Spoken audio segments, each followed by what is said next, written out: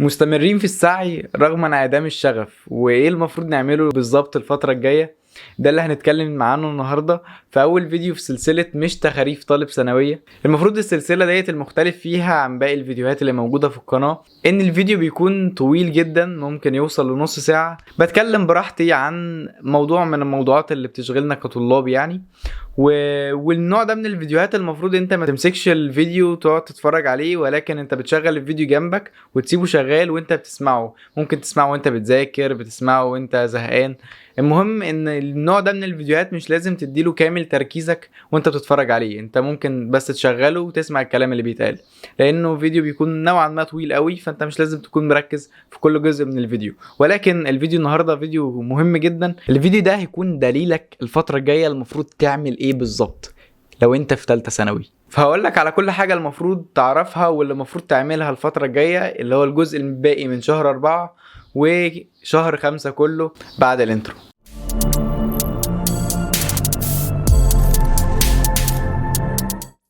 طيب شهر 4 و5 هما اخر فرصه للشخص اللي ما كانش بيذاكر من اول السنه وعايز يلم نفسه. يعني هي الفرصه اللي انت عايز تلم فيها الاجزاء اللي واقعه منك، وهقول لك ازاي تلم بالظبط الاجزاء اللي واقعه منك سواء كبيره او صغيره بعد شويه في الفيديو.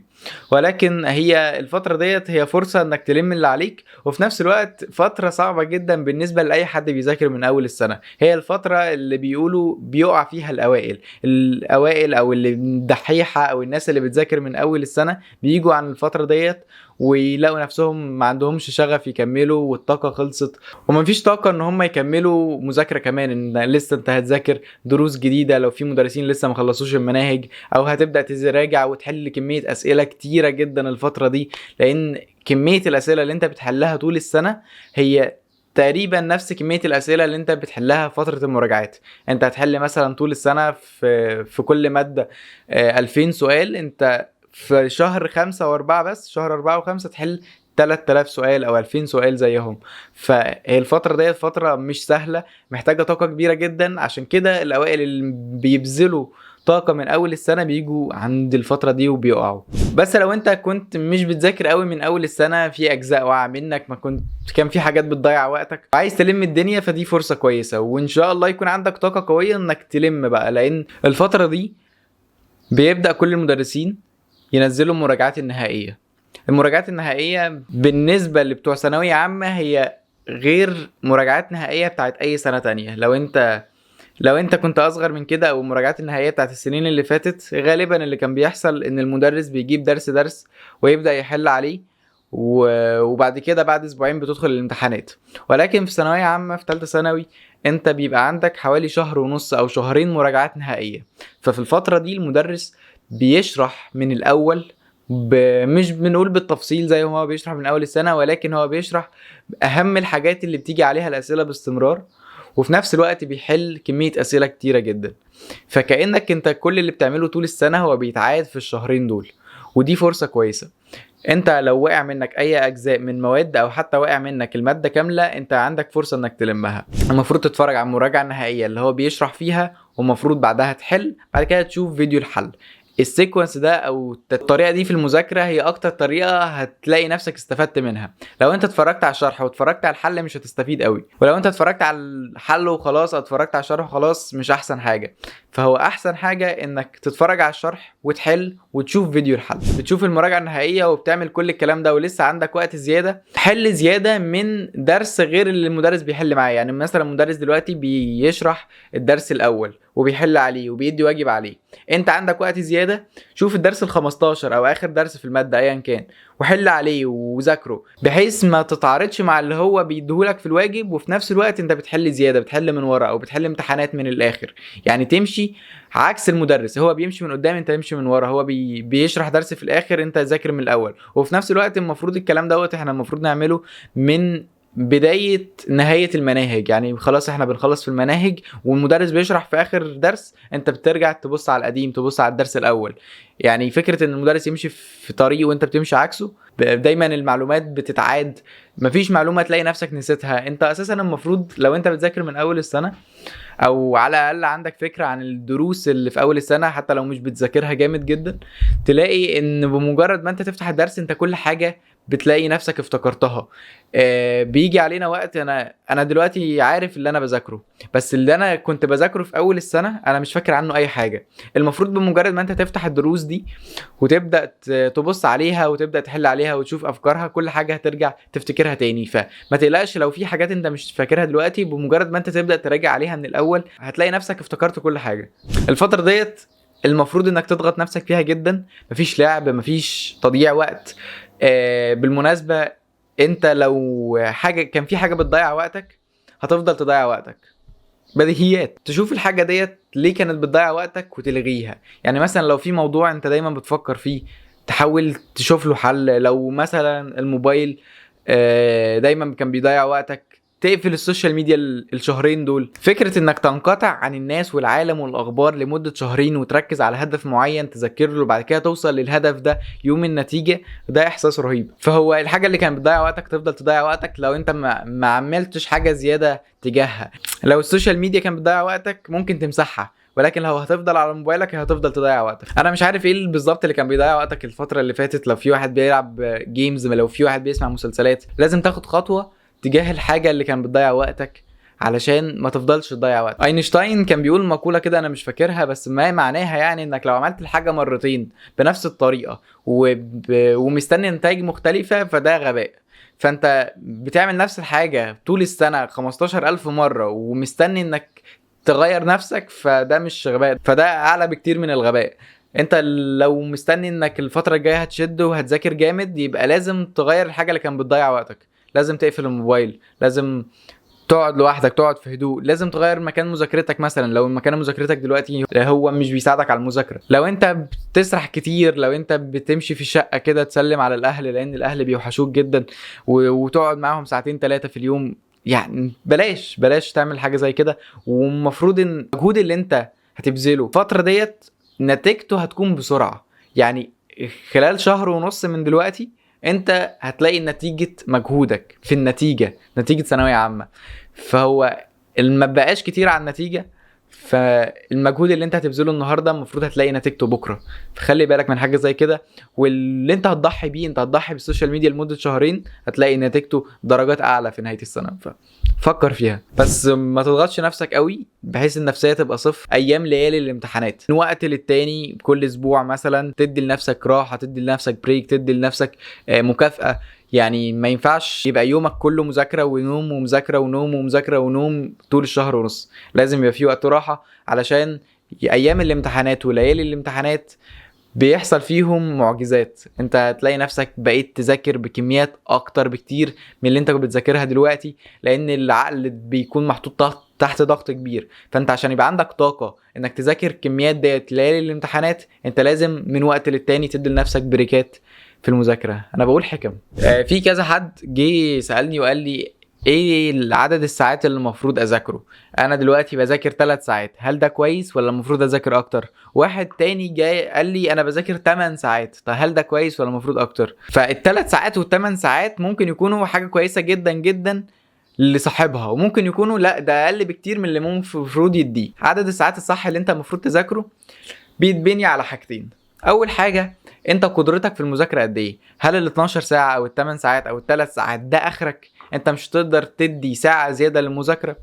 وتاني حاجة هي كمية الحاجات اللي عليك. لو انت كنت بتتابع معانا في قناة التليجرام خلال تحدي رمضان، فهتكلمنا قبل كده عن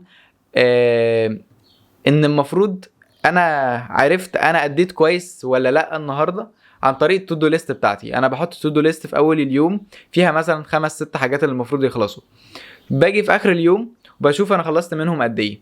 انا ذاكرت مثلا 3 حاجات من ال5، فانا كده المفروض ما اديتش اداء كويس. انا كنت بذاكر في اليوم دوت 3 ساعات بس، فانا كان المفروض اذاكر 5 واخلص ال5 حاجات.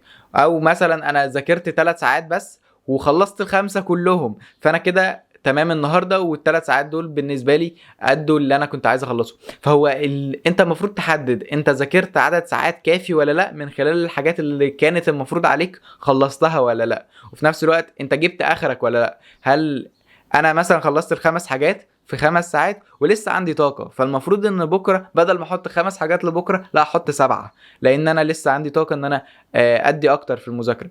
فدي حاجه بتختلف من بني ادم للتاني، بس انت لازم تقيس جمدانك، انت تشوف انت اجمد حاجه ممكن تديها عامله ازاي. ممكن يبقى واحد اقصى حاجه عنده انه يخلص 7 حاجات في 10 ساعات في اليوم وبعد كده خلاص بيفيص، فبتختلف من بني ادم للتاني. بس خلي بالك من النقطه دي، انت بتذاكر 3 ساعات وده اخرك وعايز تزوده، هل ممكن يزيد؟ طبعا ممكن يزيد، اخرك ممكن يزيد طول ما انت عايز تزود. اول حاجه تمشي بطريقه البومودورو تكنيك، وانا مش هشرحها هنا تاني، شرحتها 3000 مره في كل فيديو نزل على القناه، انك تذاكر 50 دقيقه و10 دقايق راحه والكلام ده انت عارفه اكيد.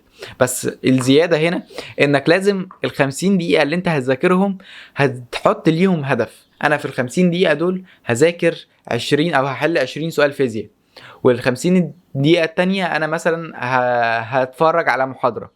فكرة إنك تحط هدف للبومودورو ده يخليك تنجز أسرع بكتير من اللا هدف. أنا لو فتحت البومودورو قدامي وفتحت أسئلة الفيزياء أنا ممكن أضيع وقت، هضيع مثلا هحل 10 أسئلة فيزياء في 50 دقيقة ديت، ولكن لو أنا حطيت 20 سؤال فأنا يبقى في هدف قدامي إن أنا أحله ال 20 سؤال في ال 50 دقيقة ديت، وهتلاقي نفسك بتنجز أكتر. فهتلاقي نفس ال3 ساعات اللي أنت بتذاكرهم ذاكرت فيهم دروس اكتر او حليت فيهم اسئله اكتر.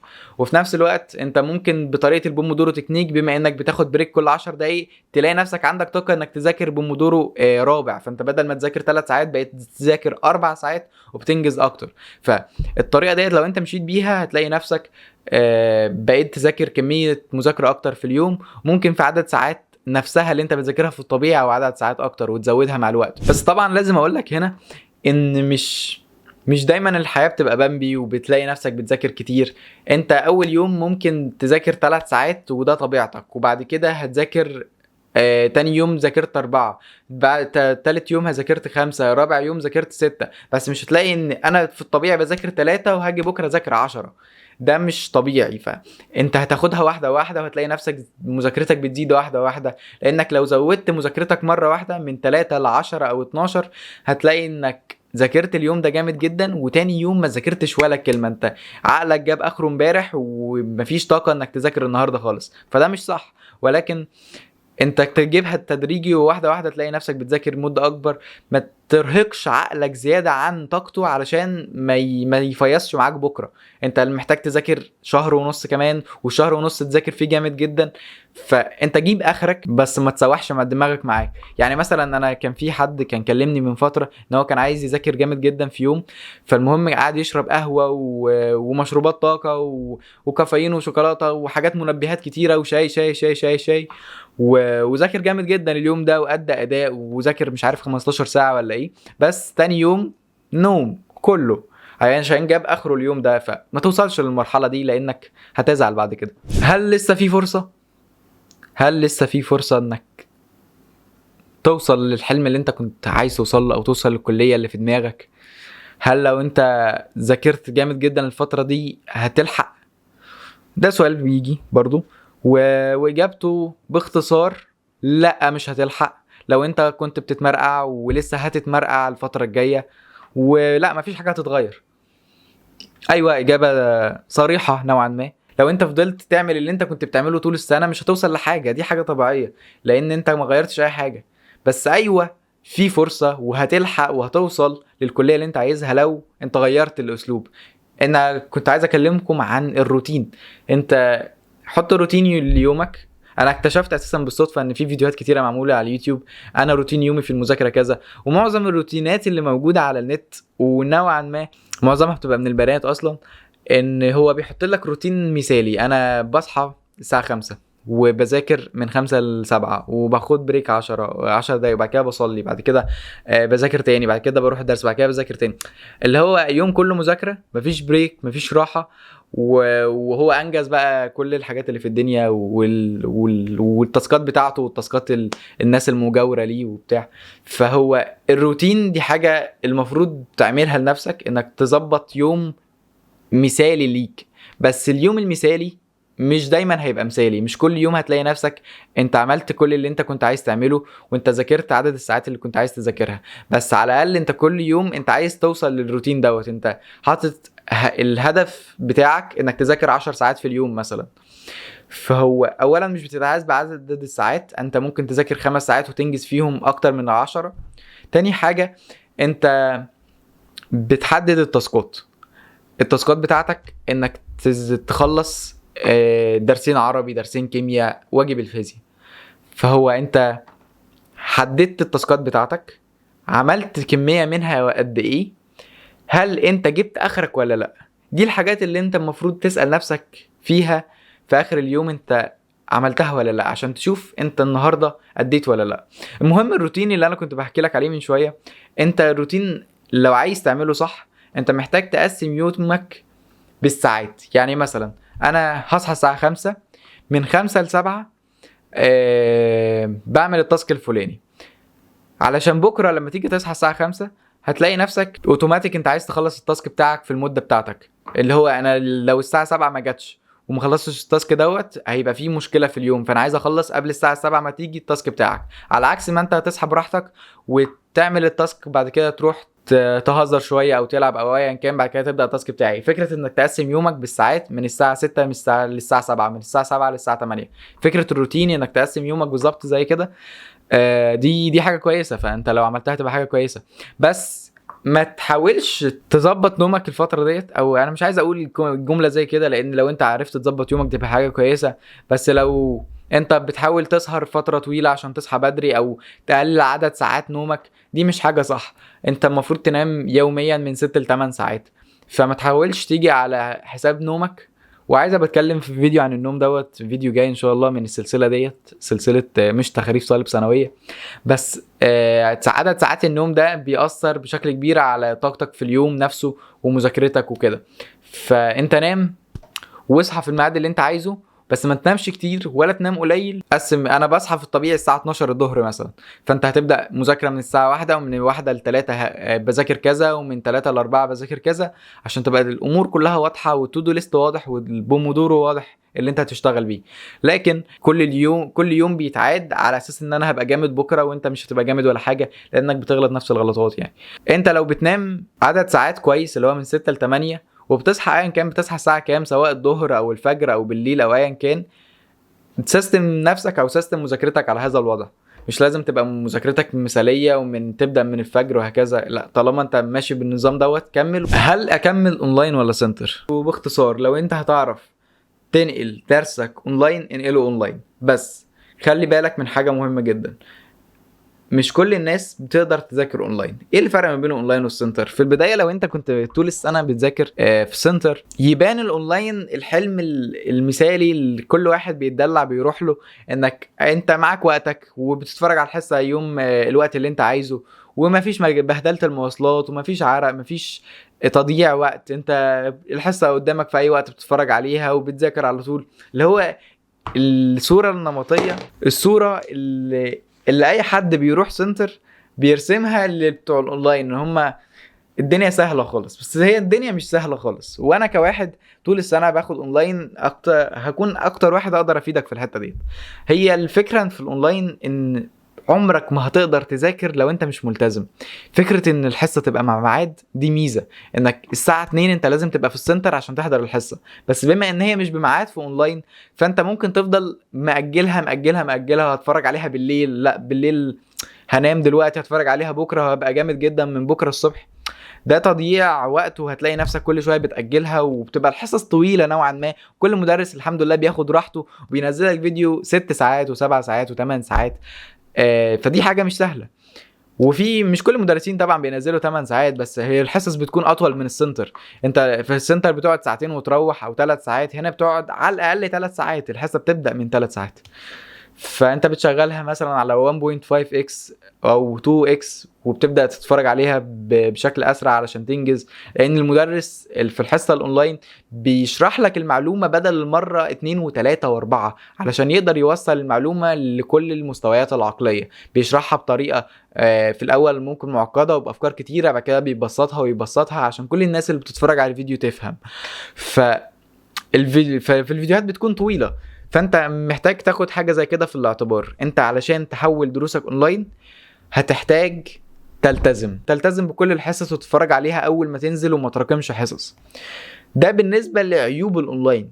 بس لو نيجي لمميزات الاونلاين، فهو اولا انت مش هتنزل من البيت، فمفيش وقت ضايع، مفيش مواصلات، كل الساعات اللي انت بتذاكرها في الحصه. الاونلاين كمان بيشرح بتفصيل اكتر من السنتر. انت في السنتر المدرس بيكون مرتبط بعدد ساعات معين، هو بيشرح في ساعتين اللي هيشرحه الدرس اللي هيشرحه. لكن في الاونلاين انت ممكن الفيديو يبقى 4 ساعات، فالمدرس اولا بيشرح، ثانيا بيشرح بطريقه مبسطه اكتر، ثالثا بيحل عدد اسئله اكتر، فهتلاقي ان في كميه استفاده اكتر. ولو انت واحد واقع منك مواد وعايز تلمها، ما انصحكش تروح سنتر اصلا، خليك اونلاين. هتلاقي ان في مراجعات لما الدنيا ومراجعات تفصيليه سواء شرح او حل، والمراجعات النهائيه في المواد بتكون غير الحصص هو بيشرح كل حاجه بالتفصيل، ولكن في المراجعات هو بيشرح لك اهم الحاجات اللي بيجي عليها الاسئله، الخلاصه. فهتلم معاك الدنيا، بس انت لازم تلتزم، ودي حاجه مش سهله. فانت لازم تغير نفسك، تغير الطريقه اللي انت بتذاكر بيها، او تغير روتين يومك عموما. لو اليوم النهارده باظ منك، لقيتش نفسك ذاكرت الكميه اللي انت بتذاكرها او كنت عايز تذاكرها، ابدا من بكره تاني. كل يوم انت عايز تبقى اجمد، مع ان النهارده انك ما كنتش جامد، بس انت عايز بكره تبقى جامد، فانت ماشي في الطريق الصح. دي حاجه انت بتبص عليها كده من فوق تدل انك ايوه انا ماشي في السكه الصح، انا هفضل مكمل. فكره انك كل يوم بتسعى، كل يوم بتحاول، ده بتدل انك انت تمام. يعني استمر في اللي انت بتعمله. المشتتات كتيره جدا، ودي حاجه بيني وبينك بتخلي مذاكره علينا كجيل اصعب بكتير من الاجيال القديمه. يعني ابوك وامك لما كانوا في ثانويه عامه كان مفيش حاجه تشغلهم او في حياتهم غير الكتاب اللي قدامهم. ما كانش فيه موبايلات، ما كانش فيه تلفزيونات، ما كانش فيه كانش فيه حاجه. كان هو عنده مدرسه مثلا، معرفش كان فيه دروس ساعتها ولا لا، بس كان عنده مثلا دروس او مدرسه وعنده كتاب، والمفروض خلال 9 شهور يكون مذاكر الكتاب ده. فهو مفيش هدف قدامه، مفيش مشتتات تانية غير انه يعمل اللي قدامه. فتلاقي ان ممكن يذاكر اليوم كله عشان مفيش حاجة تانية يعملها خلال يومه. بس احنا هنا الوضع مختلف في الزمن اللي احنا فيه، وكل جيل هيجي بعدنا هيكون اصعب من جيلنا. يعني ان انت قدامك مشتتات كتيره، وكل يوم المشتتات بتزيد. دلوقتي بقى فيه موبايل في ايدك، بعد كده تطلع الصاله تلاقي التلفزيون شغال، بعد كده هنا تلاقي فتحت الفيسبوك واليوتيوب والانستجرام كله طلع في وشك، فانت هتتسحل هنا وهنا وهنا وهنا.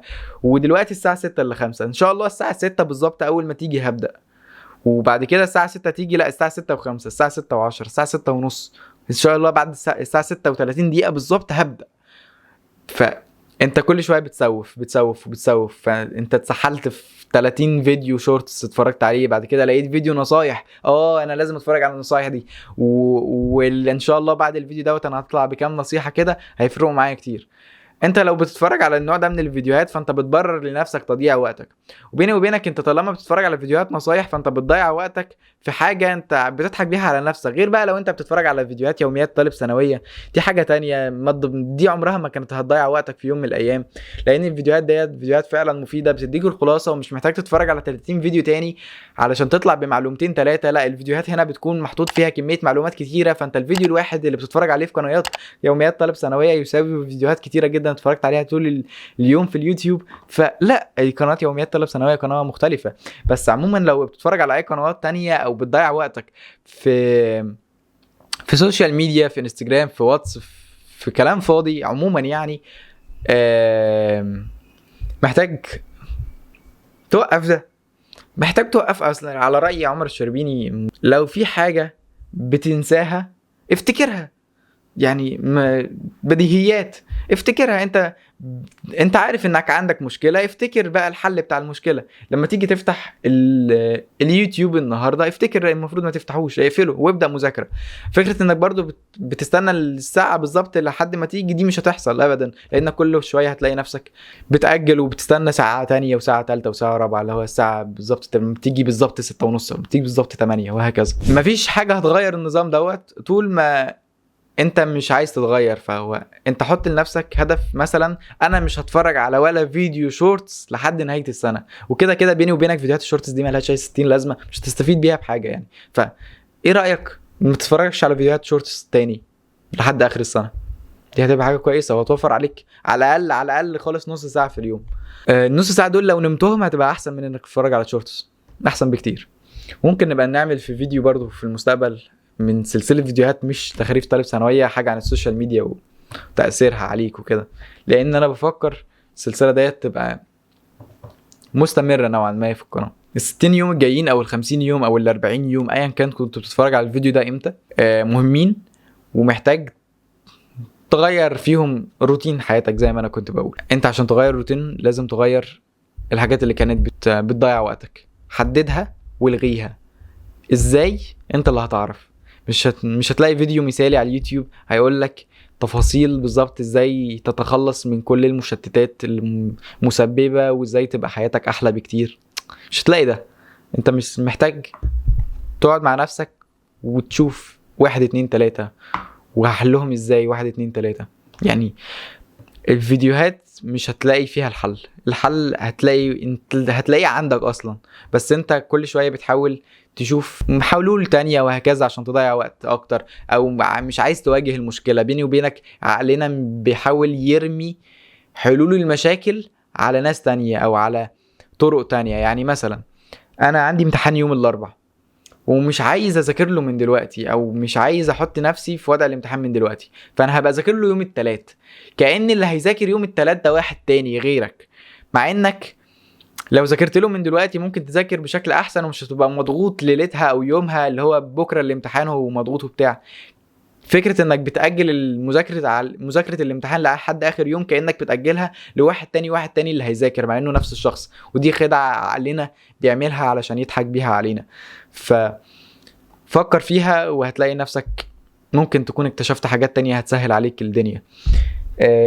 تاني اخر حاجه تقريبا هنتكلم فيها النهارده، كل شويه هتلاقي ظاهر قدامك مدرسين كتير بينزلوا المراجعات النهائيه، وهذه المراجعه الرهيبه المفتريه اللي هتقضي لك على الماده. هتلاقي نفسك على طول قدامك حاجات كتيره مشتتات خاصه بالدراسه، اللي هو انا كده كده بضيع وقتي في حاجه مفيده، بس انت بتضيع وقتك وحاجه مش هتفيدك. الفتره المراجعات ديت لو انت قدرت تحدد مدرسين تمشي معاهم الفتره ديت، سواء انت المدرسين اللي ماشي معاهم من اول السنه او مدرسين مختلفين هتشترك معاهم في المراجعه النهائيه، حدد مدرس واحد لكل ماده. ولو انت محتاج تزود مستواك في الماده دي حل اكتر.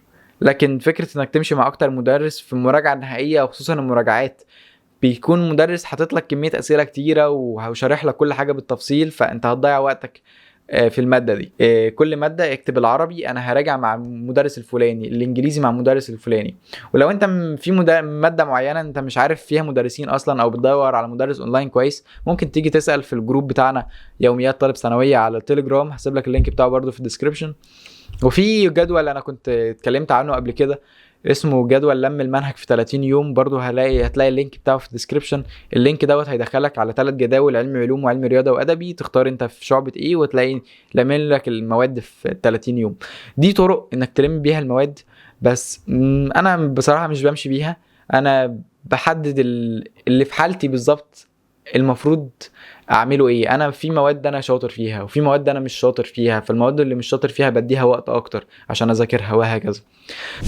فاخر حاجه بجد بقى، انا عارف انك مضغوط نفسيا كتير، وخصوصا لو انت واحد مراكم عليك كتير او في حاجات كتيره انت مش لاممها، وعايز اقول لك حاجه نسبيا هتخفف قصه الضغط النفسي ده من عليك جدا، وهي لو انت بدأت مش هتحس بالضغط. الضغط هيجيلك طول ما انت حاطط نفسك انك وراك حاجة واثنين وثلاثة واربعة. بس لو انت ماسك كتاب مثلا كتاب العربي وبتذاكر عربي دلوقتي، انت مش هتحس بولا ذرة ضغط، لانك عارف انك بتحاول تحل مشكلة دلوقتي، انت جوه الحل، انت بدأت تحل.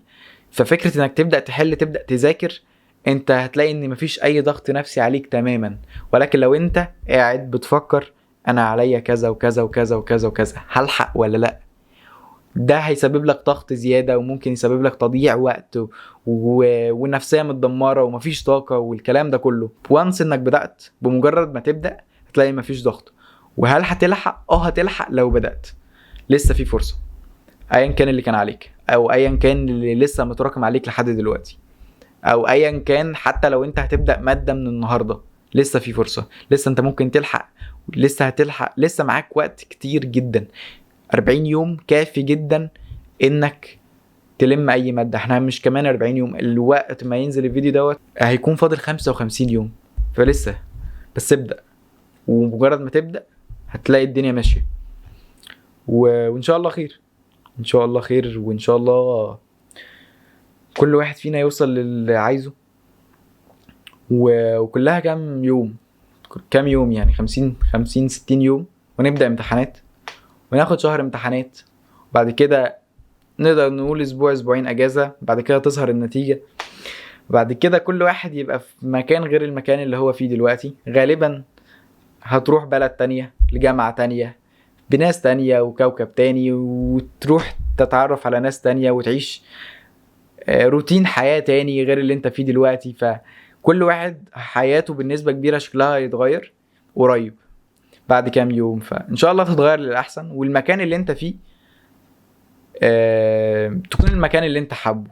ولو لا قدر الله ما كانش المكان اللي انت حبه، فانت حبه علشان تتميز فيه. انت حتى لو ما دخلتش الكلية اللي انت كنت عايزها، الكلية اللي انت دخلتها انت ممكن تبقى جامد فيها. مش عارف، محدش عارف ربنا حاطط لك ايه او مرتب لك ايه، بس اسعى عشان توصل للي انت عايزه. واللي انت عايزه اكيد انت بما انك حبه هتقدر تبذل فيه مجهود اكتر.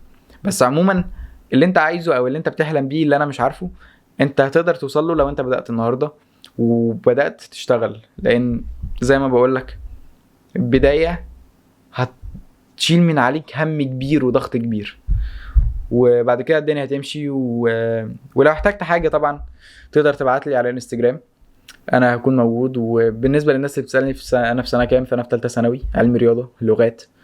فادعوا لي نوصل للحلم ان شاء الله كلنا نوصل له يعني. وفي جروب على التليجرام اتكلمت عنه من شويه، تقدر تنزل تدخله لو انت عندك اسئله حابب تسالها. بيبقى في ناس كتيره بتساعد، لان انا مش دايما بيبقى عندي الاجابه بتاعت كل الاسئله، خصوصا ان انا في الشعبه اللي موجودين فيها هي اقل كميه بشر في مصر. كميه الطلاب اللي موجودين في علم رياضه لغات هم اقل كميه في باقي الشعبات في مصر يعني. فمش دايما بيبقى عندي الاجابات بتاعت الاسئله بتاعت المدرسين والمواد التانية وهكذا. بس عموما يعني خير ان شاء الله. اتمنى تكون السلسله ديت سلسله لذيذه يعني، ناس كتيره تحبها او تحب تتفرج عليها. هي ميزه السلسله ديت انك مش لازم تقعد مركز طول الفيديو، انت ممكن تشغله وانت بتحل اسئله مثلا، او بتاكل ولا حاجه يعني. لذيذه نوعا ما، مش محتاجه مجهود منك كتير وانت تتفرج عليها، وفي نفس الوقت هي دردشه نوعا ما، مش محتاجه مني ترتيب كتير، مش محتاجه مني مجهود في التحضير او كده. هو بس بفتح الكاميرا وبتكلم في اللي في دماغي، او برتب نقط كده هتكلم عليها في فيديو النهارده، وبنتكلم. مفيش في النوع ده من الفيديوهات اي نوع من الجرافيكس او الكلمات اللي بتطلع وتظهر وبتاع. هو بس انا والمايك والكاميرا والاضاءه والفيديو. حاسس ان انا طولت شويه، بس دي كانت كل حاجه بالنسبه لفيديو النهارده، اول فيديو من سلسله مش تخاريف طالب ثانويه.